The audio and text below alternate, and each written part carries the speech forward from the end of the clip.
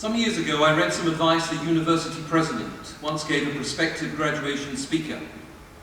He said, "Think of yourself as the corpse at an Irish wake, a funeral. They need you in order to have a party, but no one expects you to say very much." In the spirit of that statement, I shall endeavour to keep my thoughts briefly so that the party is not too delayed. It's an honour to address you seniors here today. I would like to congratulate each of you on this exciting day, and also to congratulate your parents, teachers, and all of those who have sacrificed to help you get to this point. They are all very proud of you this afternoon. Frankly, graduation can be tough for parents, more than seniors you may imagine. It's a time of transition and change for them as well. So I hope you'll go easy on them as they adjust to this new reality. But very importantly, seniors, remembering how proud of you your parents are feeling today, it's probably a good time to ask them for some money. If you get any, I'd like to have a share, please. Occasionally I run across a special person, we all do. Someone who radiates an inner light. Seniors, there are one or two of you already who possess this quality. Such people can come from any walk of life. They seem deeply good. They listen well. They make you feel valued. They make you feel funny. You often catch them looking after other people. And as they do so, they laugh, and their manner is infused with gratitude. They're not thinking about what wonderful work they're doing. They're not thinking about themselves at all. When I meet such a person, it brightens my whole day. But I confess that while I've achieved a few of my life's goals, I have not achieved that. I have not achieved that generosity of spirit or that depth of character. Yet. I am still a young man. After a recurrence of a serious illness 5 years ago, I was forced to take a break from the fast-paced lives we lead, and an opportunity for real reflection presented itself. I realized that I wanted to be a bit more like the people I admired. I came to the grateful conclusion that wonderful people are made, they're not born. That the people I admired had achieved an unfakeable inner virtue, built slowly from specific moral and spiritual accomplishments. I knew I was going to have to be better at balancing my life if I was to embark on this journey. Some commentators suggest there are two sets of virtues, the resume virtues and the eulogy virtues. The resume virtues are the skills you bring to the marketplace. The eulogy virtues are the ones that are talked about at your funeral. Whether you were kind, brave, honest, faithful. Were you capable of deep love? We all know that the eulogy virtues are far more important than the resume ones. But our culture and our education systems spend more time teaching the skills and strategies you need for career success and the qualities you need to radiate that sort of inner light. Many of us are clearer on how to build an external career than on how to build inner character, rather like someone working out in a gym, intent on strengthening their limbs, but heedless of the need to also develop their core. I checked in earlier with Max and Victor about this analogy, and providing I publicly mentioned the size of their biceps, they gave me the green light to use it. If you live only for external achievement, years pass and the deepest parts of you go unexplored. It is easy to slip into a self-satisfied moral mediocrity. You grade yourself on a forgiving curve. You figure as long as you are not obviously hurting anybody and people seem to like you, you must be okay. But you can also live with an unconscious boredom, separated from the deepest meaning of life and the highest moral joys. US journalist David Brooks considers these accomplishments a moral bucket list, the experiences one should have on the way towards developing that inner light. Here briefly are some of them. We live in a culture of the big me. Society wants us to promote ourselves. Social media wants us to broadcast a highlight reel of our lives. Your parents and teachers have always told you how wonderful you are. And you are, and this is all good. But all the people I've ever admired are profoundly honest about their own weaknesses. They have identified it. selfishness, the desperate need for approval, cowardice, laziness, procrastination, hard-heartedness, or whatever it is. But they move on to achieve a profound humility, seeing themselves in the round. External success is achieved through competition with others, but character is built during the confrontation with your own weakness. President Dwight D. Eisenhower, for example, realized early on that his core weakness was his temper. He developed a moderate, cheerful exterior because he knew he needed to project optimism and confidence to lead. He did silly things to tame his anger. He took the names of the people he hated, wrote them down on slips of paper, tore them up, and threw them in the garbage. Over a lifetime of self-confrontation, he developed a mature temperament. He made himself strong in his weakest places. At this time of year, many people give the famous book, Oh, the Places You Go, as a wonderful graduation gift. The book suggests that the traveller is on an autonomous journey. We master certain skills and experience adventures and certain challenges on our way to individual success. But no person can achieve self-mastery on his or her own. We all need redemptive assistance from outside. Love relegates our egos. It reminds us that true riches are in another. Love electrifies. It puts you in a state of need and makes it delightful to serve whom you love, child or partner. This gift of love overcomes the natural self-centeredness of all that we all feel. We go into careers for many reasons. Interest, money, status, security. But some people have experiences that turn a career into a calling. These experiences quiet the self and lead to a professional satisfaction. Frances Perkins was a young woman who was an activist for progressive causes at the start of the 20th century. She was polite, a little genteel, but one day she stumbled across the Triangle Shirtwaist Factory fire and watched dozens of garment workers hold themselves to their deaths rather than be burned alive. That experience changed her moral sense and purified her ambition. It was her call within a call. After that, she turned herself into an instrument for the cause of workers' rights. She was willing to work with anybody, compromise with anybody, push through hesitation. She even changed her appearance so that she could become a more effective instrument for her movement. She became the first woman in the US cabinet under Franklin D. Roosevelt and emerged as one of the great civic figures of the 20th century. Each year, I meet with parents who are disappointed that their son or daughter did not make a team, a cast, a trip, a leadership position. After listening to their concerns, I always offer the silver lining that personal defeats build the underrated but important quality of resilience. Dusting yourself down and being able to climb back on the horse is a great life skill to hone. The early careers of Albert Einstein, Steve Jobs, Bill Gates, Michael Jordan all testify to this. In most lives, there's a moment when people strip away all the branding and status symbols, all the prestige that goes with having gone to a certain school or university or having been born into a certain family. They leap out beyond their backgrounds and confront their fears and challenges. Commencement speakers rightly encourage young people to follow their passions. Be true to yourself. Travelers on the road to inner light do not find their vocations by asking, what do I want from life? They ask, what is life asking of me? How can I match my intrinsic talent with one of the world's deep needs? Like everyone, they have moments of pain, suffering, disappointment. But they turn these moments into occasions of radical self-understanding. The people on this road see the moments of suffering as pieces of a larger narrative. They are not really living for happiness as it is conventionally defined. They see life as a moral drama and feel fulfilled only when they are engaged in a struggle on behalf of some ideal.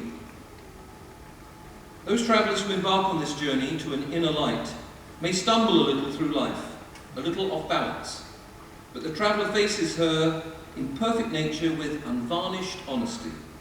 Recognizing her limitations, the traveller has an outstretched arm ready to receive and offer assistance. Her friends are there for deep conversation, comfort and advice. External ambitions are never satisfied because there's always something more to achieve. But the travellers also experience moments of joy. They also experience moments of joy. There's joy in a freely chosen commitment to organisations, ideas, and people. There's an aesthetic joy we feel when we see morally good action, when we run across someone who is quiet, humble, good, when we see that however old we are, there's lots to do ahead. The traveller doesn't build her life by being better than others, but by being better than she used to be. Unexpectedly, there are transcendent moments of deep tranquility. The traveller looks out at a picnic, or painting, or a valley, and is overwhelmed by a feeling of limitless gratitude and an acceptance of the fact that life has treated her much better than she deserves. Seniors, take the journey. Embark on your moral travels. Strive to become that person who radiates that inner light. Thank you.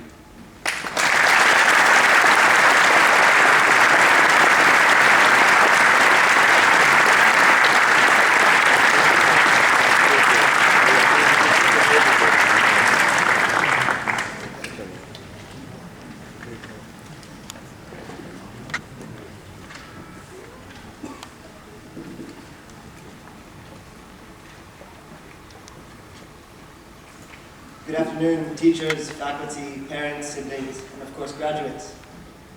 To be honest, I didn't think I'd be here today, graduating, but luckily for me, Mr. McKill accepts bribes, so thank you, Mr. McKill.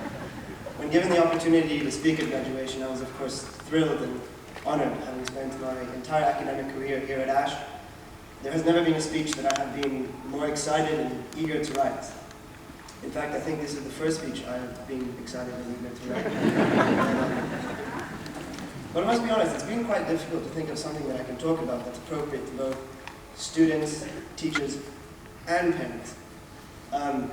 So I thought I'd begin by clearing up a few things, because at the senior dinner I watched as teachers looked on in confusion as to some of our trademarks or where we'd be in 10 years or our nicknames. So to begin, Mr. McKill already touched on the subject, but Max's biceps. It's really simple. His biceps are just phenomenal. But rather than me and Mr. McKill talking about them, Max doesn't know I'm doing this, but Max, would you mind showing us?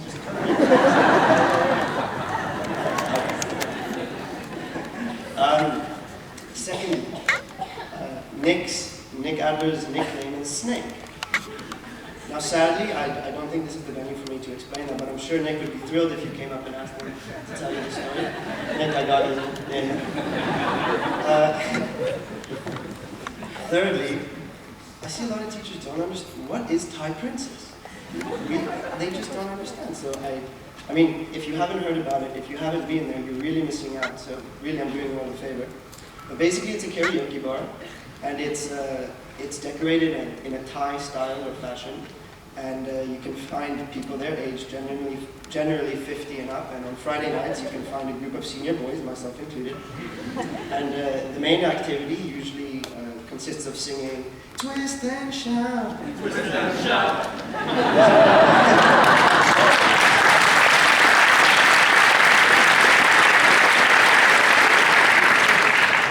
Now that I've cleared the air, I feel comfortable to move forward with my speech.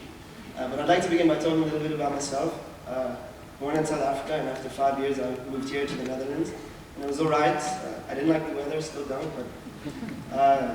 but after 5 years I felt a bit conflicted. I was a bit confused. Am I still South African or now am I Dutch? 2 years later, when I got my Dutch passport and could even pronounce Scheveningen correctly, I was even more conflicted. I know it's a minor tribulation, but it's something that kind of bothered me. It kind of stuck with me. People would ask me, "Jaco, where are you from?" And after a brief moment of hesitation, I'd say South Africa, but never with conviction. And then the other day, I realized something, actually, as I was preparing to write this speech, and that's what I'd like to share with you. You see, in kindergarten, I learned the meaning of friendship.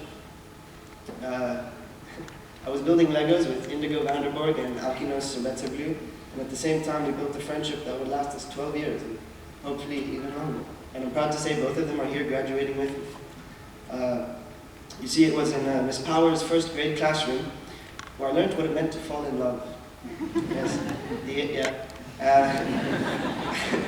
her name was Shannon Linden, and I was convinced she was the one. I'm proud to say that after 3 full weeks, she ended it with me over MSN Messenger. And then I discovered what it's like to have your heart broken. In 3rd grade with Mr. Gibbs, I discovered my passion for football, and in 4th grade, I watched my first horror movie with Owen Bode, and to this day, I am still terrified of werewolves. In 5th grade, at my first middle school social, I learned how to dance with a girl. And then in 6th grade,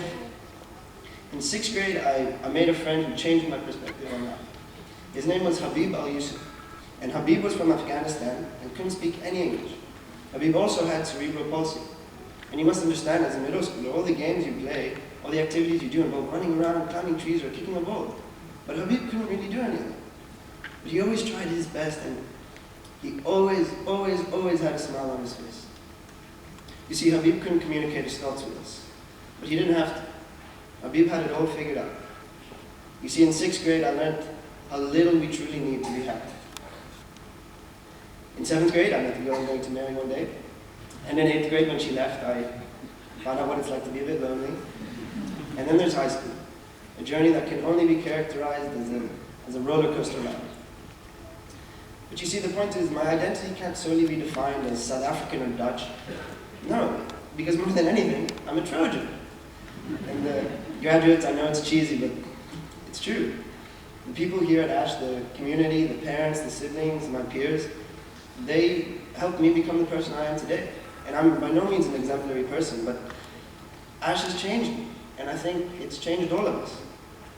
Now, I wish I could stand here and tell all the parents how our high school journey has been perfect, that it's all just been great and fun, but sadly it wasn't, and I don't think it was for anyone. There have been tears, there have been genuine struggles, there's been bullying, depression. Sometimes we think we've earned something when we haven't, or we expect something, but get nothing. But that's not just high school, that's life.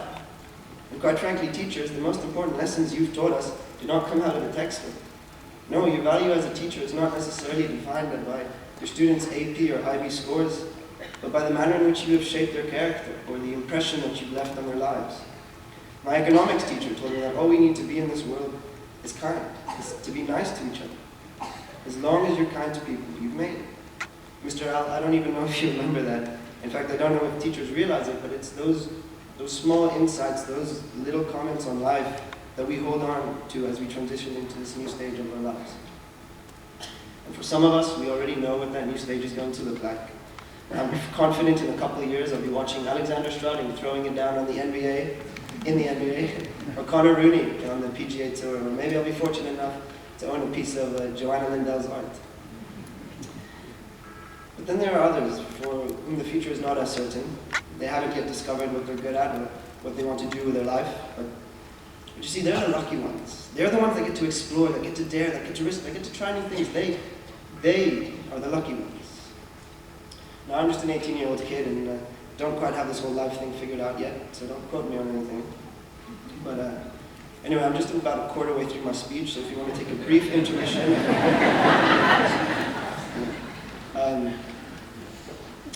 Graduates, I cannot begin to express how much I've truly enjoyed and sometimes hated your company over the past 10 years. But I can honestly say, as I stand up here, I genuinely like every one of you, and I learn new stuff from you guys every day.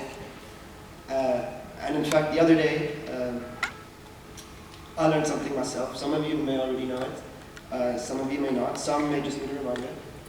But you guys know how we put a lot of pressure on ourselves as students. And, for whatever reason, for me it was, I have a brother who's a phenomenal swimmer. He was also NHS president, speech and debate president, high GPA.